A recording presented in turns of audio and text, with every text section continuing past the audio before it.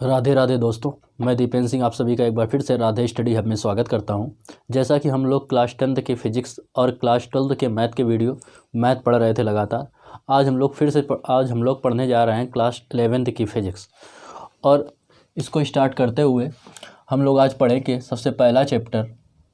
हम लोग पहले चैप्टर में पढ़ेंगे मापन, मात्रक तथा त्रुटि विश्लेषण।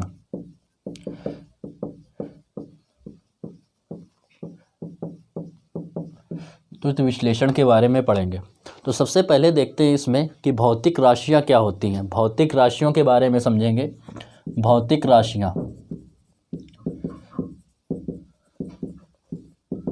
भौतिक राशियां क्या होती हैं? तो जिस चीज़ को हम क्या कर सकते हैं, जिस चीज़ की हम माप कर सकते हैं, जिस चीज़ को हम आसानी से नाप सकते हैं, वही क्या कहलाती हैं? भौतिक राशियां कहलाती हैं। ठीक है, जैसे क्या हो गया द्रव्यमान। द्रव्यमान को क्या किया जा सकता है? किलोग्राम की सहायता से मापा जा सकता है, इसलिए द्रव्यमान क्या है? भौतिक राशि है। जैसे हो गई लंबाई। लंबाई क्या है? लंबाई को हम माप सकते हैं, तो लंबाई भी क्या हो गई? भौतिक राशि हो गई। जिस भी चीज़ को हम लोग नाप सकते हैं वो सभी किस में आती हैं? भौतिक राशियों में आती हैं। जैसे चाल हो गई, चाल को भी मापा जा सकता है, तो ये सभी क्या कहलाती हैं? भौतिक राशियाँ कहलाती हैं। तो भौतिक राशियों की परिभाषा में हम लोग क्या लिखेंगे कि वे राशियाँ जिनको मापा जाता है,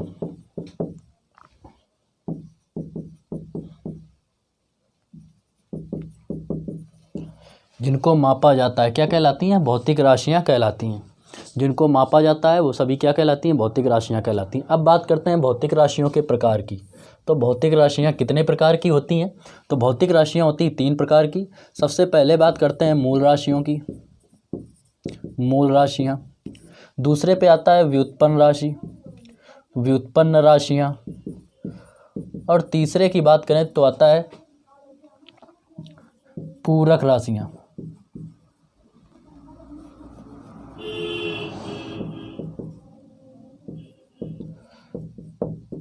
तो इस प्रकार क्या होती हैं? 3 राशियां होती हैं भौतिक राशियां। ये हो गई फिजिकल क्वांटिटी, ठीक है, जिनको हम मेजर कर सकते हैं, जिनको हम माप सकते हैं, वो सभी क्या कहलाती हैं? भौतिक राशियां कहलाती हैं।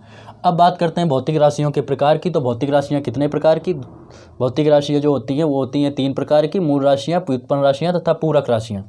अब बात करते हैं मूल राशियों के बारे में। तो मूल राशियों और व्युत्पन्न राशियों को समझने के लिए हम सबसे पहले एक छोटा सा डायग्राम बनाते हैं और इसको समझने की कोशिश करते हैं।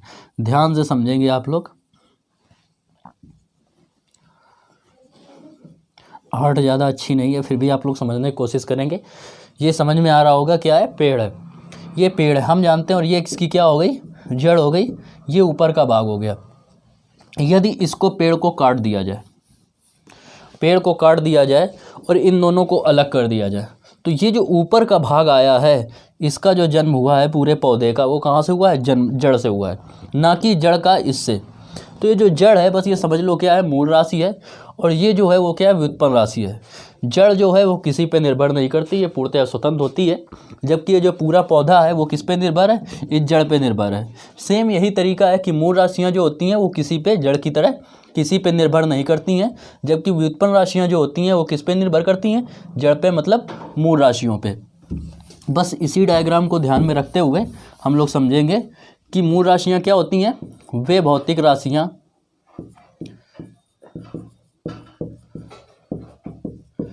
भौतिक राशियाँ जो किसी राशियों पर जो पूर्णतया स्वतंत्र होती हैं, पूर्णतया स्वतंत्र होती हैं, क्या कहलाती हैं? जो पूर्णतया स्वतंत्र होती हैं मूल राशियां कहलाती हैं। जबकि हम लोग अगर बात करें किसकी? व्युत्पन्न राशियों की। तो व्युत्पन्न राशियों की अगर बात करें तो व्युत्पन्न राशियां क्या होती हैं?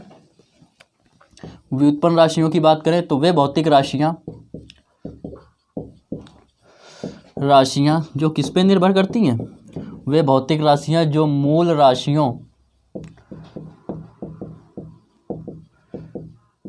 के मिलने से बनती हैं,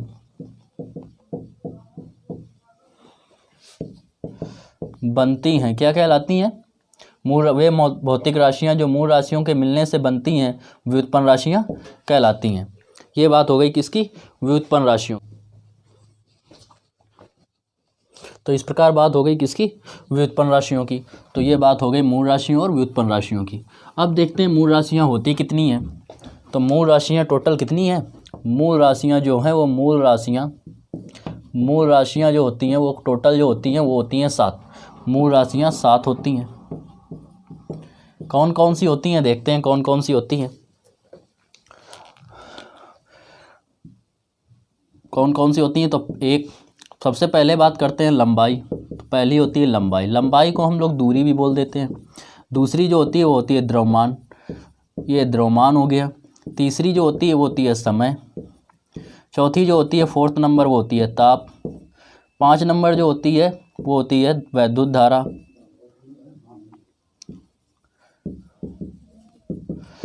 6 नंबर की बात करें तो आता है ज्योति तीव्रता।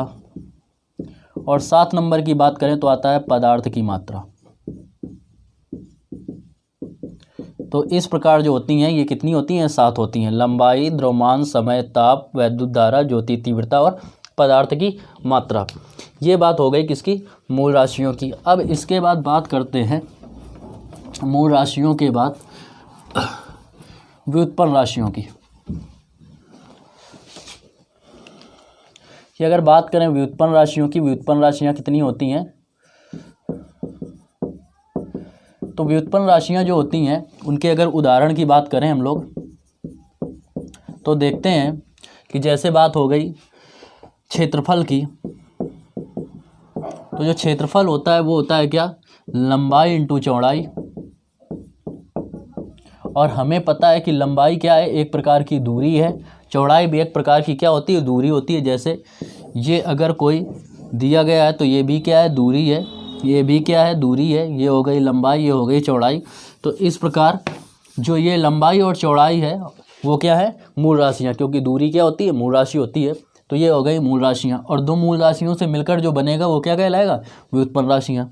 व्युत्पन्न राशि की परिभाषा ऐसे भी याद कर सकते हो, व्युत्पन्न को लिख सकते हैं व्यू धन उत्पन्न, मतलब जो उत्पन्न की जाती हैं और उत्पन्न किससे होंगी, किसी दूसरे के द्वारा, वो सब क्या कहलाती हैं, व्युत्पन्न राशियाँ कहलाती हैं।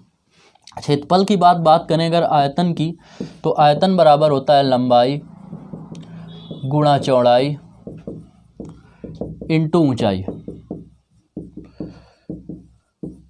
तो ये भी लंबाई भी एक प्रकार की दूरी, चौड़ाई भी एक प्रकार की दूरी और ऊंचाई भी एक प्रकार की दूरी होती है। तो इस प्रकार ये तीनों क्या हो गई, मूल राशियाँ हो गई। और मूल राशियों से जो मिलकर बन रहा है वो क्या होगा, व्युत्पन्न राशि होगी। आयतन के बाद अगर बात करें वेग की, वेग बराबर होता है विस्थापन बटे समय अंतराल।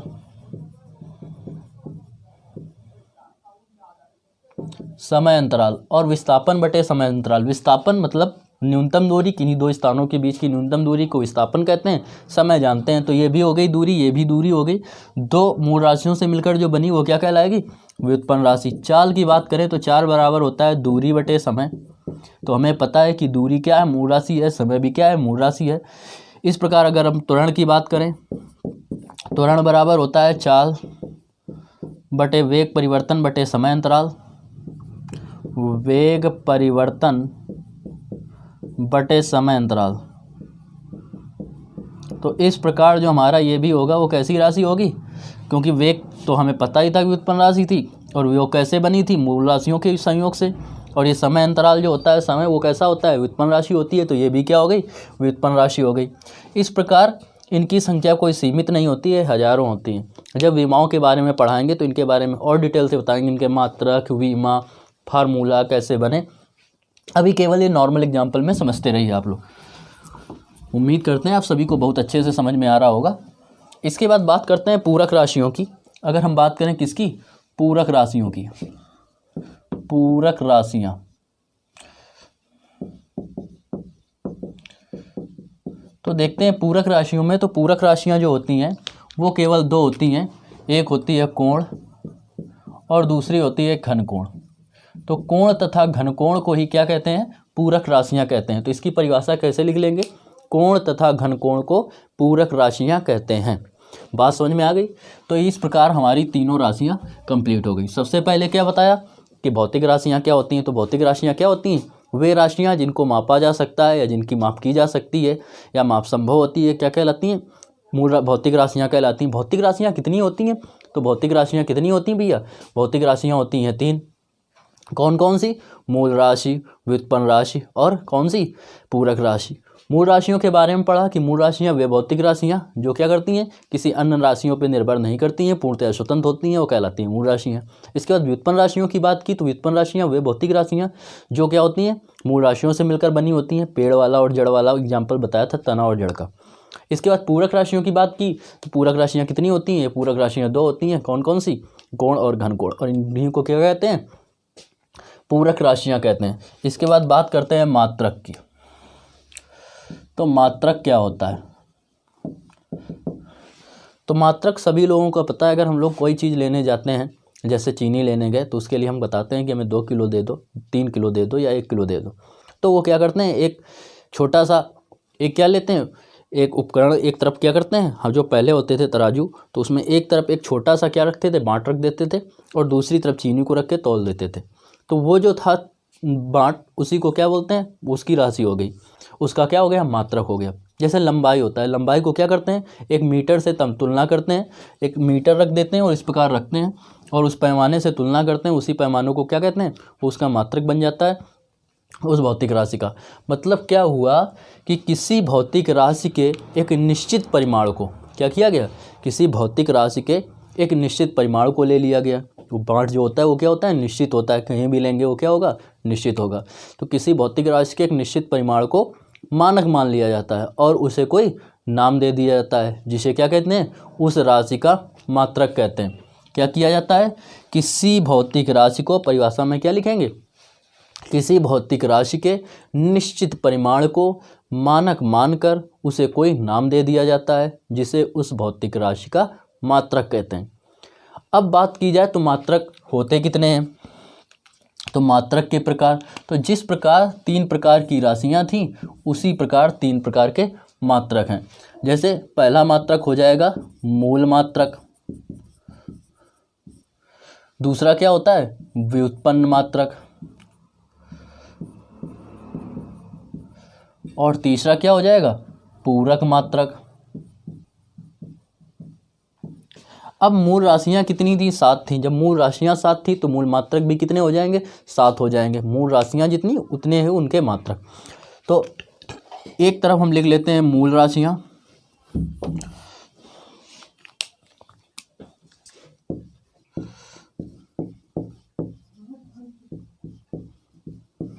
दूसरे में लिखते हैं मूल मात्रक,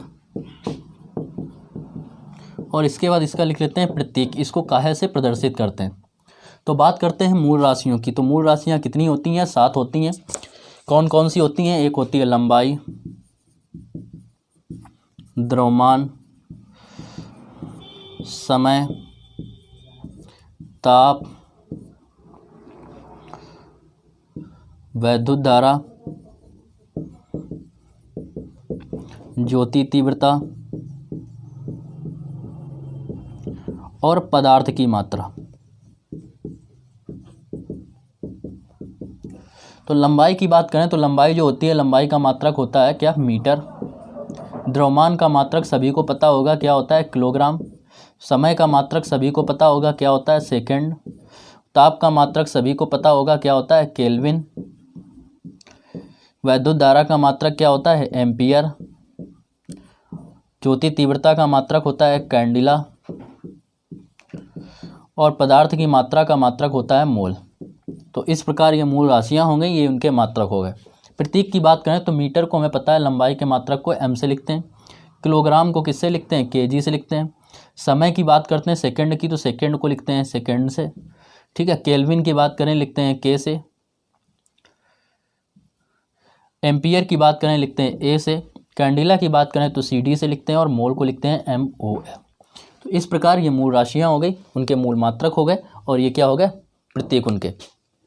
इस प्रकार हमारा मूल मात्रक कंप्लीट हो गया। इसके बाद बात करते हैं किसकी, व्युत्पन्न मात्रा राशियों की और उनके मात्रक की। तो व्युत्पन्न राशियाँ कुछ बताएंगे, बाकी हमने बताया क्या कि इनको डिटेल में हम किस में पढ़ेंगे, विमाओं में डिटेल में पढ़ेंगे अगले चैप्टर में। तो व्युत्पन्न मात्रक की बात करते हैं। तो व्युत्पन्न मात्रक क्या होते हैं, व्युत्पन्न मात्रक की बात करें तो जैसे अभी हमने बताया था क्षेत्रफल, और क्षेत्रफल की बात करें तो क्षेत्रफल जो बराबर होता है वो होता है क्या, लंबाई इंटू चौड़ाई। और लंबाई का मात्रक सभी को पता है होता है मीटर, और चौड़ाई का भी मात्रक होता है मीटर, तो 2 बार आ गया मीटर, तो इसलिए क्या हो जाएगा मीटर स्क्वायर। जैसे कि हम लोगों को पता है जैसे x और x का मल्टीपल करते हैं तो x स्क्वायर होता है, उसी प्रकार मीटर का मीटर में मल्टीपल करेंगे तो क्या आएगा, मीटर स्क्वायर हो जाएगा। इसके बाद दूसरी बात करते हैं हम आयतन की।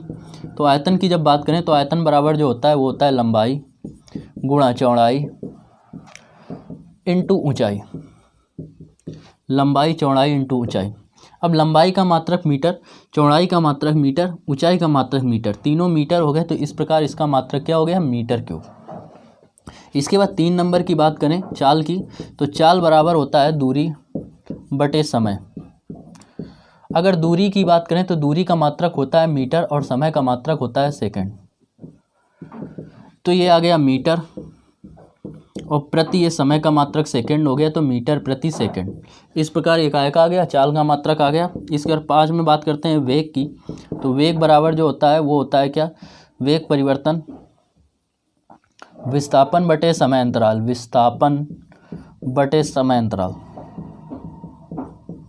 तो विस्थापन की बात करें तो विस्थापन जो होता है, विस्थापन का मात्रक होता है मीटर और समय अंतराल का मात्रक होता है सेकंड, तो इसका मात्रक भी आ गया मीटर प्रति सेकंड। तो जो चाल का वही होता है वेग का। इसके बाद 5 नंबर में बात करते हैं त्वरण की। तो त्वरण बराबर जो होता है वो होता है वेग परिवर्तन बटे समय अंतराल, समय अंतराल। तो वेग परिवर्तन, वेग का मात्रक अभी हम लोगों ने पढ़ा मीटर प्रति सेकंड, और समय अंतराल और समय का मात्रक होता है सेकंड, ये भी नीचे है तो सेकंड 2 बार हो जाएगा, क्या हो जाएगा, सेकंड स्क्वायर। इसके बाद 6 नंबर बात करते हैं बल की। बल बराबर जो होता है वो होता है द्रव्यमान इंटू त्वरण।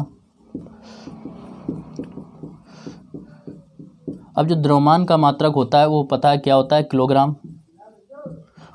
और त्वरण की बात करें, त्वरण के मात्रक की, तो त्वरण का होता है मीटर प्रति सेकंड स्क्वायर। तो इस प्रकार क्या हुआ कि इसका मात्रक आ गया बल का द्रव्यमान किलोग्राम मीटर प्रति सेकंड स्क्वायर, क्योंकि इसमें स्क्वायर था। तो इस प्रकार कुछ हमने क्या पढ़े, व्युत्पन्न मात्रकों को पढ़े। आगे इनको डिटेल में हम लोग अगले चैप्टर में पढ़ेंगे जब इसकी विमाओं की बात करेंगे। तो साथ में ये मात्रक भी कंप्लीट हो जाएंगे, व्युत्पन्न राशियाँ भी कंप्लीट हो जाएंगी। इसके बाद बात करते हैं पूरक मात्रक की। तो पूरक राशियाँ कितनी थी, 2 थी। तो पूरक राशियाँ 2, तो पूरक राशियों के मात्रक भी क्या होंगे, 2 होंगे। तो बात करते हैं किसकी, कोण की। तो कोण का जो मात्रक होता है वो होता है रेडियन। और अगर किसकी बात करें, घनकोण की, तो घनकोण का जो मात्रक होता है वो होता है स्टेरेडियन। तो इस प्रकार हम लोगों ने पढ़े। अगर बात करेगा डेफिनेशन लिखने की पूरक मात्रक की, तो पूरक मात्रक को क्या कहेंगे, पूरक मात्रक की परिभाषा में लिखेंगे, कोण तथा घनकोण के मात्रक को पूरक मात्रक कहते हैं। कोण का मात्रक होता है रेडियन और घनकोण का मात्रक होता है स्टेरेडियन।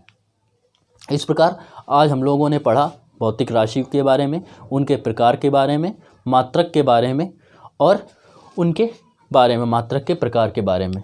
अब एक और पढ़ लेते हैं हेडिंग, मापन के बारे में, कि मापन क्या होता है।